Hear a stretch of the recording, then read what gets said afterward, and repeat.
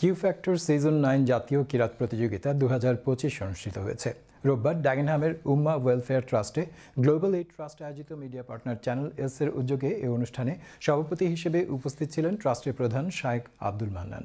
অনুষ্ঠান সঞ্চালনা করেন Q factor manager Mohammad Zainul Abedin.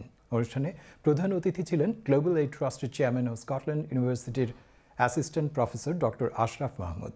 বিশেষ অতিথি ছিলেন স্কাই ভিউ ট্রাভেলসের স্বত্বাধিকারী মোহাম্মদ মাবরুর আহমেদ। বিচারক হিসেবে দায়িত্ব পালন করেন কারি বাশির, শায়েখ শেরিফ খাত্তাব ও ইমাম এবং খতিব মাওলানা সাদ। অনুষ্ঠানে বক্তারা বলেন, এরই মধ্যে কিউ ফ্যাক্টর ব্রিটেনের জনপ্রিয়তার শীর্ষে অবস্থান করছে।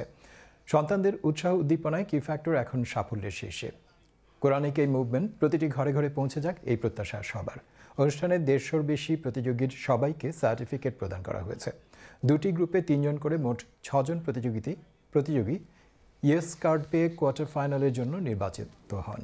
উল্লেখ্য, প্রতিযোগিতায় ফাইনাল বিজয়ী প্রথম স্থান অধিকারী পাবেন 1,500 পাউন্ড, দ্বিতীয় স্থান অধিকারী পাবেন 1,000 পাউন্ড এবং তৃতীয় স্থান অধিকারী পাবেন 500 পাউন্ড। প্রতিযোগিতায় আকর্ষণীয় ট্রফি এবং সার্টিফিকেটও রয়েছে।